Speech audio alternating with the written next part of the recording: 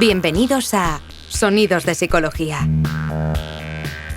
el podcast del Colegio Oficial de la Psicología de Madrid. Un espacio para entender la psicología y el mundo que nos rodea. De acuerdo. Muy buenos días, bienvenidos a un nuevo programa de Sonidos de Psicología, bienvenidos al podcast del Colegio Oficial de la Psicología de Madrid. Yo soy Julio Lupiani y hoy tenemos la suerte de continuar estos programas de psicología económica y su aplicación al mundo. Hemos abordado la psicología económica de las organizaciones, psicología económica de inteligencia artificial, la propia definición de la psicología económica con Adrián Navalón. Y hoy tenemos la suerte de contar con Rafael López, como digo, uno de los miembros del grupo de trabajo de psicología y economía, psicólogo y economista él mismo, también criminólogo y además doctor en psicología y doctor en economía y profesor en la Universidad Complutense. Hola Rafa, muchas gracias por venir. Muchas gracias a ti, Julio, y un placer estar aquí con todos vosotros, nuestros colegas y oyentes de este súper interesante podcast.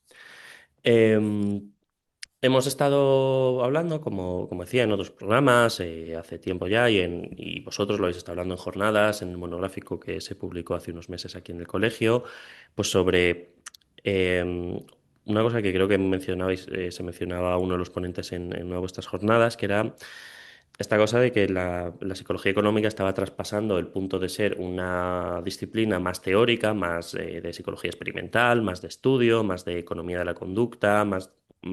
No os debo decir teórica, porque al final ha surgido siempre como algo muy práctico dentro de la economía de la conducta, pero bueno, más conceptual, más sobre el establecimiento de leyes, el establecimiento de reglas, la identificación de estos sesgos, sus procesos, a una aplicación práctica ya en el mundo organizacional, en el mundo de la inteligencia artificial, y contigo queríamos abordar el mundo de lo que en psicología se conoce como psicología jurídica, pero que en realidad engloba un montón de cosas distintas: la psicología forense, las evaluaciones, pero también la criminología, también el desarrollo de políticas en las fuerzas y cuerpos de seguridad del Estado, ahora que se está poniendo en valor cada vez más la psicología militar y todo su desarrollo.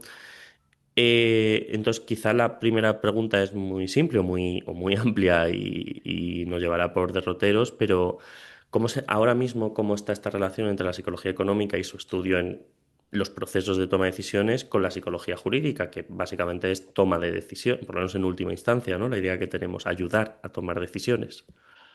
Sí, pues Julio, aquí yo veo básicamente una diferencia crucial, que es que la psicología jurídica se basa más en evaluar si una persona es capaz de emitir un testimonio, si esa persona pues tiene todas su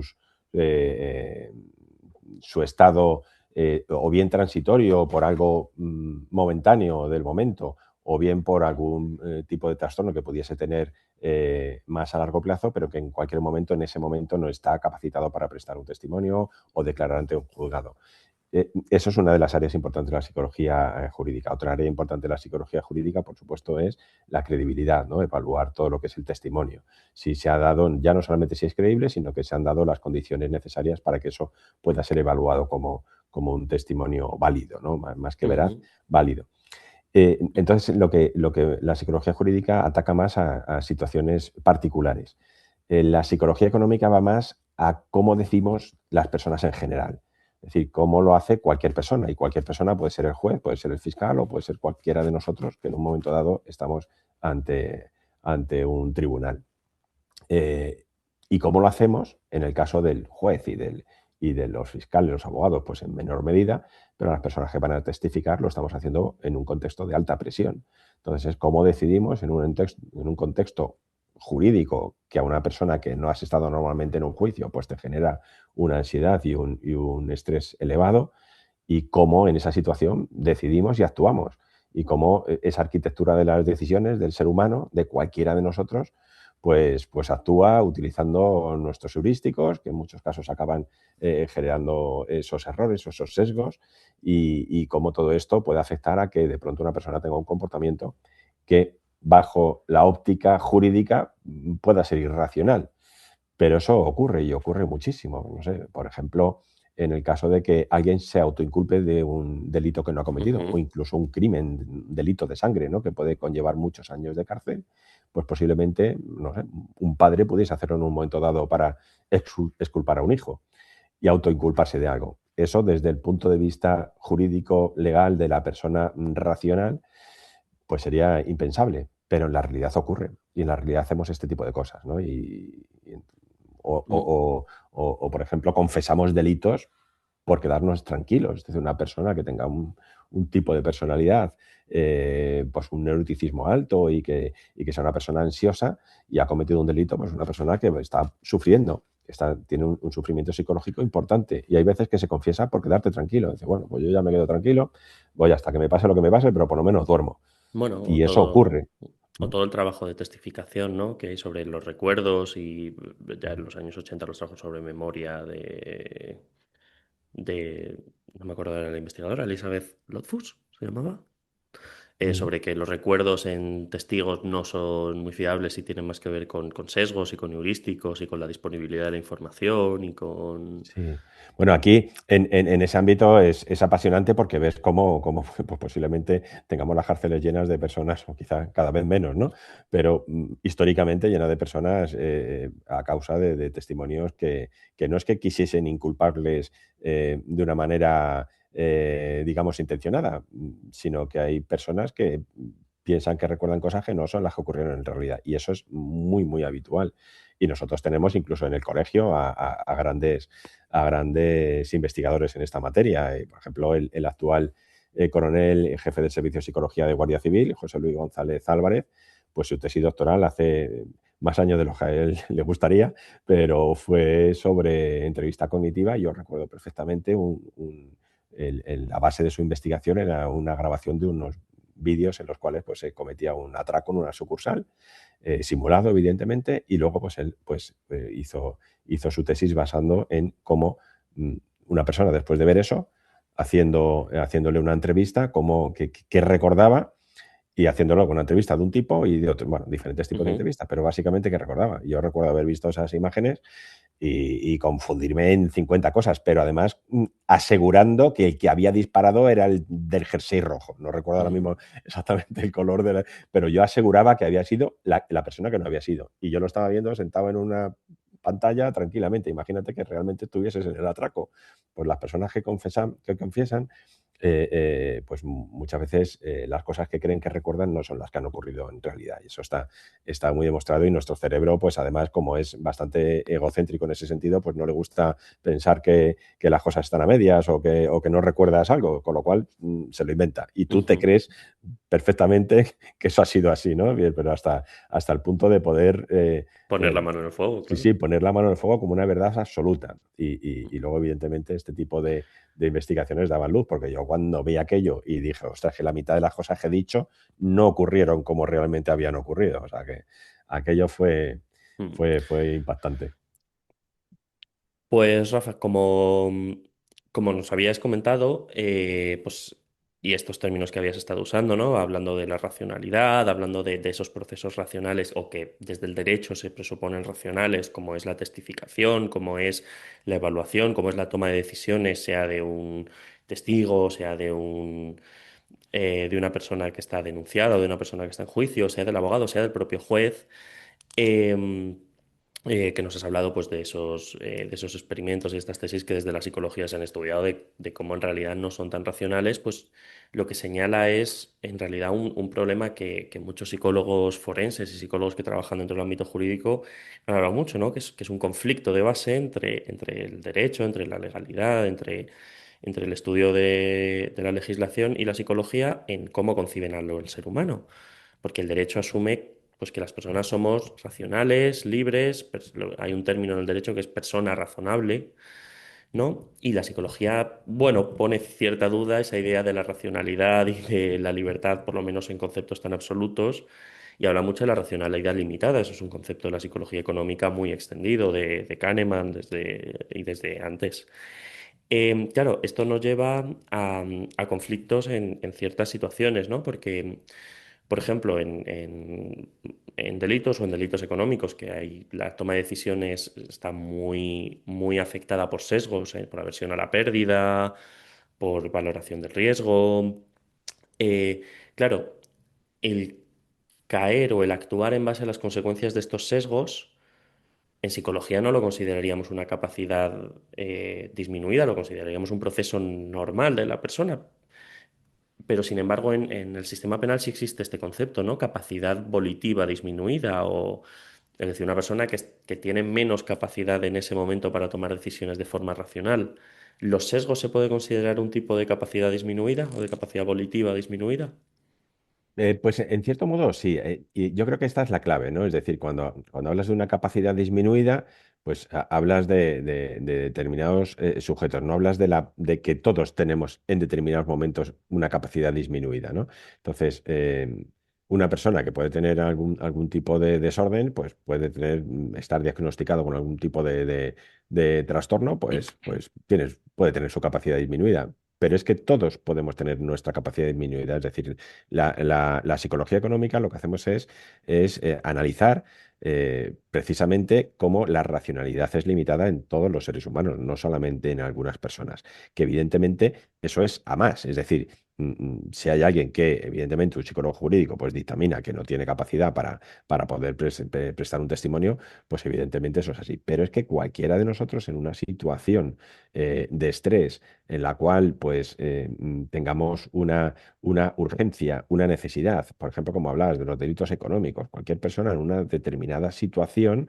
va, digamos, a apagar esa brújula moral que podamos tener todos y va a actuar pues posiblemente cometiendo algún tipo de fraude. Una persona que podríamos ser cualquiera de nosotros. En un determinado contexto, en una determinada situación, podría hacer eso. Una determinada persona en un juicio, dependiendo del contexto de su vida, puede tener unos estereotipos con personas que tenga enfrente tan marcados que le haga perder toda racionalidad y pensar automáticamente solamente con ver a una persona por, no sé, por su raza, por su vestimenta, por si es hombre o es mujer, por lo que sea, pero en base a su historia personal puede tener un sesgo tan marcado que le haga automáticamente perder cualquier tipo de objetividad. Y eso nos ocurre a todos. Todos ¿O de tenemos dar estos sesgos. credibilidad? Claro, o darle credibilidad o todo lo contrario, o quitársela totalmente, ¿no? Pero evidenciar esos, o sea, al contrario, eliminar esos datos objetivos y buscar la confirmación a lo que tú tienes en tu cabeza. Y ahí se empiezan a mezclar los sesgos, ¿no? Entonces, el sesgo de confirmación, pues evidentemente, yo tengo un estereotipo, pienso que las personas de estas determinadas características son personas mentirosas, pues a partir de ahí solamente voy a buscar la información que confirme que esa persona es mentirosa y voy a dejar de lado otra información objetiva que me pueda estar diciendo que me estoy equivocando. Y eso Ujú. nos ocurre a todos, ¿no? Incluso los jueces también, pues hay el caso típico del ego depression, que es el agotamiento del ego, ¿no? Este sesgo que va surgiendo cuando estamos cansados o cuando nuestras capacidades cognitivas están mermadas por el cansancio, pues ahí tomamos peores decisiones. Y hay estudios que indican claramente que los jueces cuando están descansados toman mejores decisiones que cuando ya llevan unas horas trabajando. Se vuelven al descanso, vuelven otra vez a resetearse y vuelven a tomar mejores decisiones. Una investigación clásica sobre decisiones de concesión de libertad condicional, pues mostraba claramente que a primera hora las posibilidades de que le diesen la libertad condicional a alguien eran mucho mayores que si el juez estaba cansado. Y esto es estadística, es decir, esto el juez luego tú se lo dices y te va a decir que no. Pero evidentemente la estadística no engaña y esto ocurre, con lo cual pues estás viendo cómo eso nos afecta a todos y eso está Claro, es demostrado. decir, cuanto más cansado estaba, más fácil era que cayese en procesos de filtrar la información mediante heurísticos y por lo tanto caer en sesgos. Claro, efectivamente. Y luego, digamos que para ir compensando estos sesgos, lo primero que hay que ser consciente de que los tenemos, ¿no? Entrenarte y aprender sobre ellos y tener una formación que te permita detectártelos. Pero Claro. además hay que establecer un sistema que invite a no tenerlos, porque si la decisión complicada, que era en este caso de esta investigación, era conceder la libertad condicional, supone analizar el caso más en profundidad, supone asumir la responsabilidad de que voy a echar a alguien a la calle que a lo mejor vuelva a cometer otro delito contra alguien inocente, es decir, supone un esfuerzo mucho mayor decidir que esa persona salga que no que se quede. Ahora, si el sistema me obliga a justificar tanto si sale como si se queda con la misma intensidad, pues a lo mejor eso nos puede ayudar. Es decir, bueno, pues ya este hombre no tiene. Ahora, si lo fácil es que se quede y lo difícil es que salga, pues cuando voy a estar cansado voy a tender siempre a lo fácil, como es Bien. lógico. Em, pues mira, a lo mejor nos adelantamos y luego volveremos a esto, pero sé que está habiendo programas de entrenamiento, igual que está habiendo para profesores o para miembros de las fuerzas y cuerpos de seguridad del Estado, para jueces. Programas de entrenamiento para intentar reducir pues, el efecto de esos sesgos, ¿no? Pero en otras entrevistas, en otros programas que hemos hecho con compañeros tuyos, con Adrián, con Elena, hablaban de que, nos comentaban de que la psicología económica, una de las cosas que más plantea es, o una de las, no me sale la palabra, pero una de las consecuencias directas en la aplicación de la psicología económica es que es más útil para la prevención del efecto de los sesgos las intervenciones orientadas a la modificación del contexto, es decir, a esto que tú dices, ¿no? Es más útil poner un descanso que entrenar a los jueces en que sean conscientes de sus propios sesgos y que... Sí, sí, em, totalmente. Es decir, eso está súper demostrado. Pero eso no quita que no sea importante que nos ujú, formemos. Es decir, yo creo que es importante formar a los jueces porque los jueces son ellos mismos los que pueden actuar sobre el entorno, ¿no? Es decir, muchas veces si tenemos que esperar a que venga alguien de fuera para ponerle, organizar algo, pues a lo mejor eso no se organiza. Entonces, quizá las propias personas que en un momento dado tenemos que tomar algún tipo de decisión importante, podemos organizar, digamos, nuestro entorno, nuestro contexto, para que esa decisión se tome en las mejores condiciones posibles, sabiendo que estamos sujetos a esos sesgos, ¿no? Entonces, ujú. creo que no es incompatible, pero evidentemente solo la formación, al final, somos seres humanos y cuando tú estás presa de la emoción, de la ansiedad, del estrés, tienes que acabar. Imagínate, no sé, un juez que tiene no sé cuántas causas pendientes, se va a ir de vacaciones y tiene que intentar cerrar lo máximo posible antes de irse. Digo un juez como cualquiera que Sí, estamos sí, en sí. nuestro trabajo y que los Y hay que días, las terminar semanas antes de informes. irse de vacaciones es la locura. Las de antes de irnos y las de cuando volvemos, porque siempre tiene que ser todo corriendo. Entonces, en esa situación que la vive cualquier profesional en cualquier profesión, pues una persona pues va a caer, va a ser más presa de este tipo de sesgos, ¿no? Y de este tipo de atajos mentales que al final lo que hacen es, pues eso, primar la rapidez sobre la precisión. Y eso es un tema que surge de nuestro propio sistema emocional. Es decir, las emociones están basadas, son mecanismos que lo que hacen es tomar decisiones rápidamente, que no tienen que ser erróneas, no tienen por qué ser un sesgo. Es decir, pero sí es un atajo para tomar una decisión rápida con un nivel cognitivo bajo y reaccionar a algo que nos está ocurriendo para salir lo antes posible de esa situación. Y entonces eso que llevamos, pues lo compartimos con todos los mamíferos, nuestro sistema límbico pues funciona a la perfección. Veo peligro, salgo corriendo. Veo algo que me gusta, me acerco. Veo algo que me preocupa, pues me focalizo en ver cómo lo soluciono.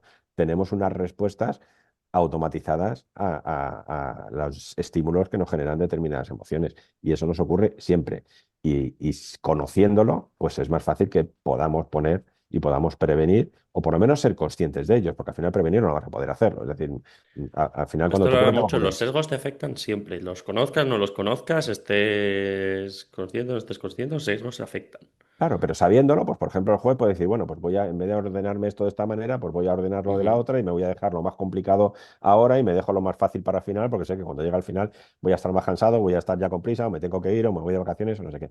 Si lo conoces, puedes influir sobre la Ujú. situación y sobre tu contexto. Si no lo conoces, pues al final vas presa totalmente de ellos y en muchos casos ni te das cuenta. De hecho, yo tengo un sesgo importante con los jueces, porque básicamente ninguno se piensa que tiene sesgos, con lo cual pues, mi ¿Cómo sesgo se es... llamaba eso? Sesgo de mi- Superman. Sí, sí. Claro, el sesgo de Superman, posiblemente yo tengo un estereotipo equivocado y muchos jueces no lo tengan, pero desde luego lo que me he encontrado por el momento es que se piensa que lo saben todo y que nadie les puede enseñar nada. Así que difícilmente, aparte de ahí, vamos. Pero bueno, es una broma. No, pero sí hay, o por lo menos hemos encontrado mucha investigación sobre diversos sesgos o diversos procesos de la psicología económica en un montón de aplicaciones dentro del derecho, ¿no? sobre todo en explicaciones de, bueno, pues de cómo puede ser que personas arriesguen cosas que son mucho más valiosas, como puede ser la libertad o la autonomía o, bueno, el estar libre de cargos y de tal, por no perder una cantidad de dinero porcentualmente mucho menor que el riesgo al que asumen, ¿no? Pues en el hecho de evadir impuestos o, o en los litigios económicos o, o en el hecho de que las multas sean disuasorias para cierta parte de la población, pero no para otra parte de la población porque no nos representan un riesgo, no representan una pérdida. Eh, entonces, eh, dentro de esto hay tanto que no sabemos en realidad con cuál preguntarte, así que la verdad es que te dejamos a ti. Para ti, ¿cuál es como lo más curioso o relevante o importante de todo este conjunto de efectos que se dan? ¿Con cuál dirías tú, mira, esto es algo de lo que creo que es importante hablar o... Sí, pues yo te diría que la aversión a la pérdida es un poco el sesgo que está detrás de todo este tipo de decisiones que lo que hacen es asumir algo muy arriesgado por no perder algo, ¿no? Básicamente la aversión a la pérdida lo que nos viene a decir es que al ser humano le duele mucho más perder que ganar. Es decir, si yo pierdo 100 euros, me va a doler mucho más que si gano 100 euros. Sí, que de hecho Eh, que para arriesgarme a perder 100 tengo que ganar 200. Claro, sí, sí, es decir, entonces, ¿qué voy a hacer? Agarrarme a un clavo ardiendo y, intentando no perder, ¿no? Lo que tengo. Posiblemente con una visión un poco evolutiva, pues al final el ser humano siempre, en términos de supervivencia, se desenvolvió en entornos en los cuales, bueno, y hoy en día Es más en importante muchos, no perder que claro, ganar. efectivamente es conservar. Es decir, tú sabes que la alimentación, el acceso a tus medios de supervivencia es escaso y por tanto cuando lo tienes tienes que conservarlo. Entonces nuestra mente es una mente de conservar.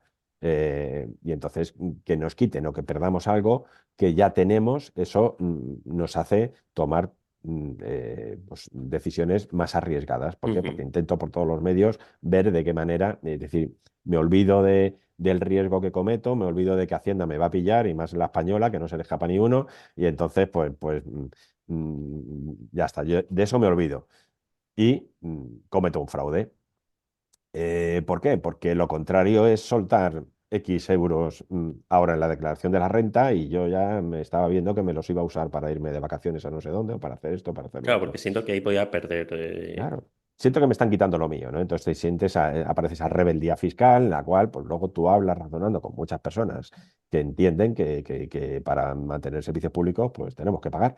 Pero llega la hora de pagar y ahí ya aparece la emoción y dice, me están quitando lo que es mío. Y empiezas a justificar, yo trabajo más que nadie, mi vecino trabaja la mitad y le devuelven y tal, el otro que está recibiendo una subvención de no sé qué cosa. Y entonces tú empiezas a justificar racionalmente para no sentirte mal, pero acabas cometiendo ese fraude y lo haces precisamente para no perder algo, aún a costa de un riesgo importante.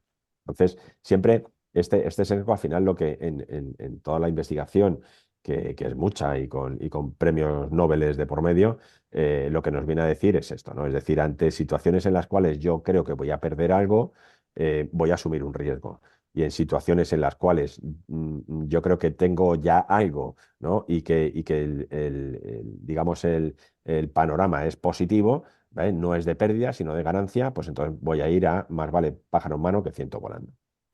Quizá, por ejemplo, un término jurídico, esto se utiliza mucho también en negociación, ¿no? También, Ujú. evidentemente, los En negociadores mediación, en claro. negociación. Entonces, en una mediación en la cual, pues, o en una negociación en la cual hay que llegar a un acuerdo económico. Imagínate que hay una indemnización de por medio de 20.000, ¿no? Pues, ¿cómo se le plantea a la persona que va a recibirlo el que una negociación en la cual le planteemos te voy a dar 10 en lugar de 20? Pues, ¿cómo se plantee? Pues puede dar lugar a que decida una cosa, decida la otra, siendo la misma cantidad. Si nosotros le decimos, oye, mira, pues la negociación, pues no te vamos a ofrecer una cifra importante y vas a ganar de los 20.000, vas a conservar 10.000, pues oye, la persona, pues le activamos en el modo conservar, en el modo tengo algo, pues ya está, no quiero Mm. arriesgarme. Ahora, si le damos la opción de, pues mira, de estos 10.000 has perdido, de estos 20.000 vas a perder 10.000 y te vas a quedar solo con 10. Pues entonces le estamos activando el modo estás perdiendo. Y el estar perdiendo lo que desencadena es voy a recuperarlo, voy a luchar y voy a pelear. Es que Entonces, infraestime el riesgo de perderlo todo y sobreestime lo claro. importante que tiene. Sí, sí, y sobre todo son también activaciones, ¿no? Mm. De De influencia ya heurísticos y hacia de sesgos. claro, ya hacia el Dini, pues, posiblemente Mm. bastante antes de que se pusiesen de moda los heurísticos y los sesgos, ya nos hablaba de influencia y persuasión de una manera magistral, nos hablaba de la influencia social y nos hablaba de muchas cuestiones, pues ya lo decía, esto es un clic, clic, run, run, es decir, yo en el momento en que hay algo que desencadena un determinado comportamiento automático y la palabra perder desencadena luchar. Es decir, yo voy a recuperarlo y voy a hacer todo lo posible para no perderlo. La Pero la palabra palabra ganar conservar, claro, pues, oye, dice mira, conservar. claro, pues entonces, pues ya está, yo estoy tranquilo porque lo que tengo que hacer es no perder lo que tengo, no tengo que luchar, simplemente mantenerme. Ujú. Y Has hablado de las negociaciones, pero hemos encontrado estudios que también hablan de en función de qué tipo de pena se pida, de la cantidad de pena que la fiscalía o que la acusación pida, se llega a ciertos y de cómo se presente afecta luego a la decisión final de los jueces.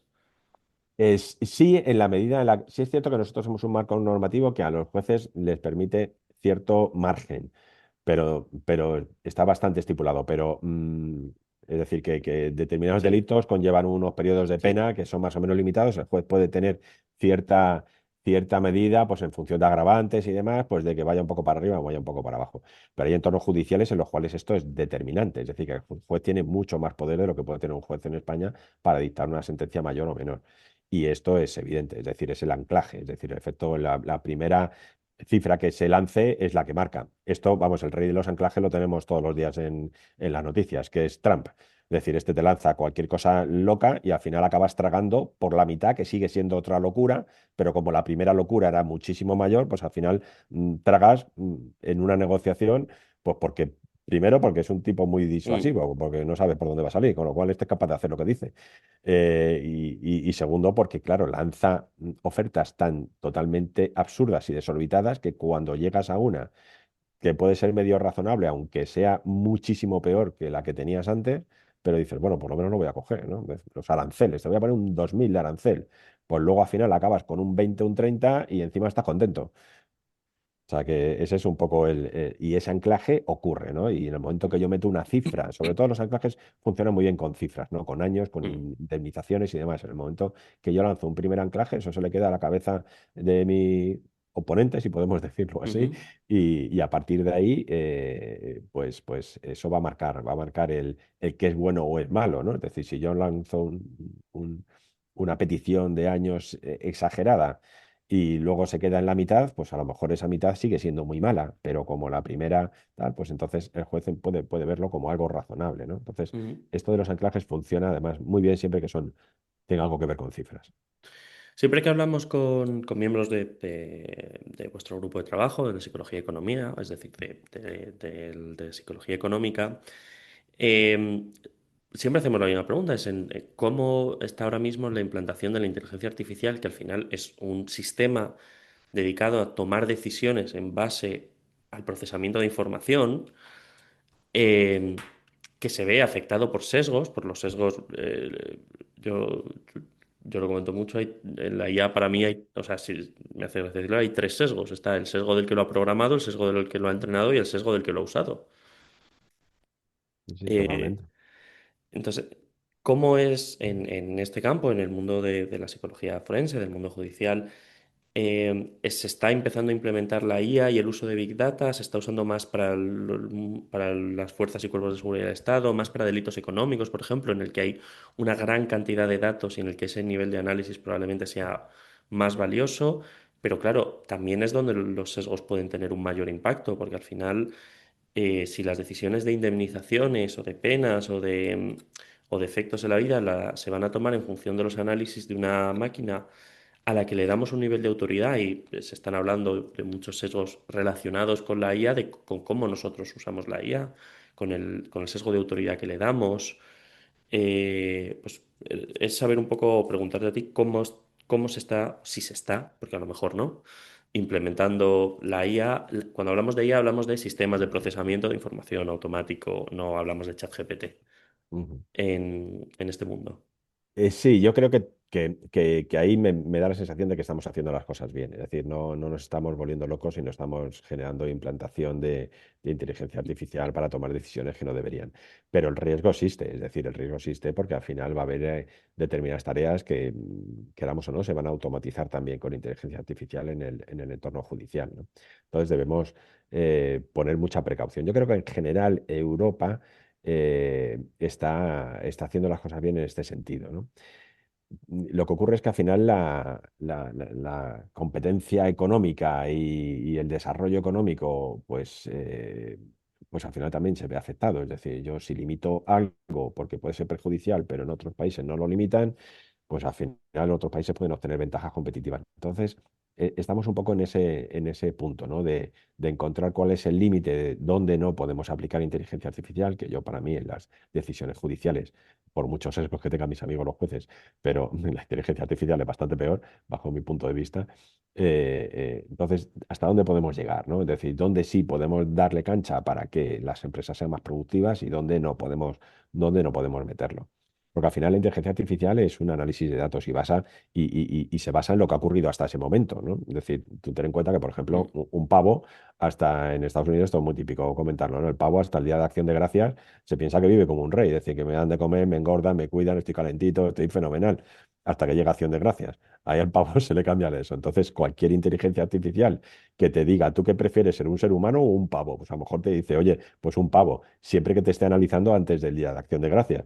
Pero claro, como ese dato no lo tiene, pues a partir de ahí pues la cosa te cambia, ¿no? Entonces, no sé, una inteligencia artificial, ¿por qué esto ocurre? Es decir, yo he trabajado en temas de psicología de fraude con compañías de Ujú. seguro y hay, por ejemplo, determinados códigos postales que tienen incidencia de fraude mucho mayor. Y entonces, a partir de ahí, pues una inteligencia artificial podría decidir que, pues en ese momento, pues a cualquier persona que viva ahí no le hace un seguro. Y estaría estaría en lo cierto, es decir, estadísticamente, pues es posible que eso, bueno, posible no, es que eso ocurre. Entonces, bueno, pues también hay que limitar este tipo de cosas porque cuando yo analizo datos, pues hay veces que estoy excluyendo a personas muchas posiblemente, que vivan en ese código postal, que serán personas honradas que no quieren defraudar a su seguro. Pero eso ocurriría. Por tanto, es decir, si nosotros alimentamos a una inteligencia artificial con una serie de datos o con una serie de sesgos, pues la inteligencia los va a tener inequívocamente, ¿no? Ujú. Por ir recapitulando un poco, si te parece bien, hemos hablado pues, del efecto de los sesgos en los jueces, del efecto de los sesgos bueno, en los testigos, en la búsqueda de delitos, en la percepción del riesgo de delito y del riesgo de pérdida para delitos económicos. Em, ¿Hay algo que nos estemos dejando? ¿Hay algo que sea relevante? ¿Hay algo que sea importante? Pues Muchas sí, cosas, estoy seguro. sí, sí, bueno, a mí hay una cosa que me parece muy interesante y que en algunos sentidos lo estamos haciendo bien con alguna de las leyes que tenemos, que es algo jurídico, pero no ya de un juicio, sino jurídico de contratos, que son las letras pequeñas. A mí eso me llama mucho la atención, ¿no? O la aceptación de condiciones, porque esto es algo que hacemos todos los días. Entras en una Ujú. página web con las cookies, con tal. Bueno, Y pues las acepto, sí, sí, claro, yo las completamente. aceptas sin ver. Entonces, bueno, es cierto que se han dado pasos interesantes, ¿no? Por ejemplo, pues antes, yo recuerdo, pues hace unos años tú entrabas en cualquier página y ya te salía el tic puesto, ¿no? En el acepto, con lo cual, pues ya está, pues no tenías que hacer nada. Ahora ya nos obligan a que, o a las empresas les obligan a que en sus páginas web, a las organizaciones, que aparezca un cartelito, oye, y tengas que ser tú el que acepte. Bueno, ¿quién se lee las condiciones? Todavía no se las lee nadie, pero por lo menos hemos dado un paso adelante en que ya es la persona la que tiene que hacer. En tema de protección de datos, pues oye, ya no es que me tengo que leer 20 páginas de protección de datos, ahora se obliga a poner una ficha donde tienen los datos esenciales, a quién le estás consintiendo, para qué, tal, tal, como un cuadradito que las empresas que hacen las cosas bien, pues te lo ponen claramente para que lo veas. Es un resumen de todo el rollo que nadie se lee, pero a lo mejor ese resumen sí no lo leemos. Es decir, podemos hacer cosas para que esa letra pequeña pues se entienda, ¿no? Y que cualquiera de nosotros que hemos firmado seguramente pues no solamente aceptar en Internet, sino incluso cuestiones bancarias, de banco, de préstamos y demás, y que difícilmente te lees el contrato entero, bueno, pues te obligan. Por ejemplo, ahora Ujú. a las entidades financieras ya no solamente te obligan a tener el contrato, sino que tienes que dar una ficha informativa donde viene un resumen de las cuestiones más importantes. Bueno, pues esto es entender cómo funciona el ser humano y entender que la gente, pues oye, Ahora ya muchos sí se leen esa ficha resumen, pero el contrato entero no se lo lee nadie, aunque te estés embarcando en una hipoteca de 15 años, es decir, Ujú. que no es cosa de poco. Pero bueno, Sí, entonces, es un poco lo que hablábamos antes, ¿no? Que esa educación es, tú lo señalas como muy importante y estoy de acuerdo, pero que los principales cambios se dan en esto, en la modificación del contexto, ¿no? Yo recuerdo a diferencia de los primeros seguros de coche que yo cogí ahora me dan una ficha de un resumen ujú, de en esta situación cuánto y en esta situación cuánto y en esta situación muy esquemático, muy resumido y muy manipulación del contexto para evitar ciertos sesgos, pues la sobrecarga de información, el efecto de anclaje, el sesgo del presente, es decir, bueno, ahora es lo que me ahorro, sin tener en cuenta cómo me va a afectar en el ya. futuro, pues ese Sí, tipo de sí. políticas.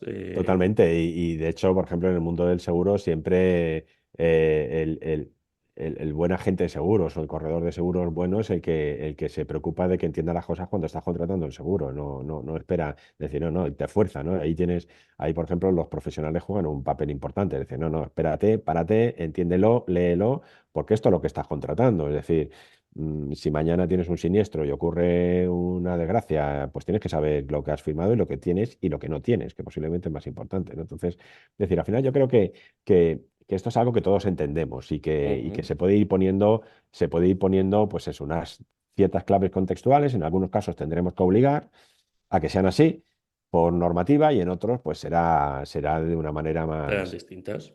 Claro, pero al final tenemos que ir generando estos contextos donde las personas pues tomen las decisiones de una manera con capacidad de libertad de decidir si lo quiere hacer o no, pero sobre todo más informado, ¿no? Y utilizando nuestros sistemas de pensamiento, no yendo a estas decisiones rápidas, instintivas, ¿no? Por el entorno que tenemos. Bueno, pues vamos a ir terminando, Rafa. Siempre terminamos igual, siempre nos gusta cerrar de la misma forma, que es, lo primero, muchas gracias por venir, muchas gracias por compartir con nosotros pues, tu conocimiento y toda tu visión sobre esta parte, sobre esta relación entre el mundo judicial y la psicología jurídica y la psicología económica y la toma de decisiones. Y siempre nos gusta dejar que el final del programa sea tuyo. O sea, si hay algún mensaje que quieres dar, algo que quieras recapitular, algo que sea relevante y que no lo hemos mencionado, ya que sabemos cómo funcionan los sesgos y los heurísticos, y hay un sesgo de anclaje en el que lo primero que decimos y lo último que decimos es la información con la que nos quedamos. Entonces, ¿con qué información te gustaría que nos quedásemos de este programa? Sí. Bueno, lo primero es, pues hombre, ser autocompasivos, es decir, porque hay muchas personas que se flagelan porque toman malas decisiones. Bueno, vamos a ver, malas o buenas, muchas veces, como el futuro no se conoce, sea la que Sí, malas tomemos, tomamos todos. vamos a darla por buena. Entender que somos seres con emociones y que esas emociones nos generan unas determinadas conductas, que esas conductas nos sirven para sobrevivir, pero como son muy rápidas, pues a veces nos confundimos precisamente por esa rapidez, ¿no? Entonces, bueno, pues primero, estar tranquilos, somos seres emocionales, somos seres humanos y eso es muy positivo y muy divertido. Entonces, a partir de ahí, pues vamos a ver cómo en determinadas ocasiones podemos mejorar nuestra toma de decisiones. Primero, entendiendo, conociendo, escuchando cosas sobre psicología económica que me vayan haciendo ver cómo pues, muchos de los estímulos que tengo a mi alrededor, incluso por muchos relacionados con el marketing, pues intentan utilizar estos sesgos para de pronto venderme alguna cosa o tal. Bueno, en el momento que yo lo conozco, ya empiezo a tener más libertad para tomar decisiones, porque lo conozco. A partir de ahí puedo tomar la misma. Es decir, yo de pronto puedo decir, mira, nada, pues yo sé que si compro una cosa el día 24 de diciembre me va a costar más caro que si lo compro el 7 de enero. La misma cosa. Pero bueno, a mí me compensa ver la ilusión de mi hijo, de mi familia, cuando luego hago el regalo de Papá Noel o de Reyes. Y como me compensa, me gasto el dinero. Pero ten presente que eso va a ocurrir y que el día 7 vas a ver lo mismo con un 20% menos. Entonces, teniendo esta libertad de elección, Ujú. pero siendo consciente de, bueno, pues de los sesgos que tenemos, de cómo tomamos las decisiones, para cuando nos parezca bien ser emocionales y cuando nos parezca bien ser racionales y tomar mejores decisiones. Bueno, pues yo creo que con esto nos vamos a quedar, que es un gran mensaje de autocompasión, que siempre es importante recordarla porque a veces nos esforzamos demasiado, ¿no? En hacerlo todo bien. Pues muchas gracias, Rafa, de verdad, muchas gracias por venir. Esperamos que hayas estado cómodo y muchas gracias a todos por escucharnos y nos escuchamos en el próximo programa. Un saludo. Muchas gracias. Esperamos que hayas disfrutado de este podcast. Puedes encontrar todos nuestros contenidos en las mejores plataformas podcast, canal YouTube y en la web del Colegio Oficial de la Psicología de Madrid. Te esperamos en el próximo episodio de Sonidos de Psicología.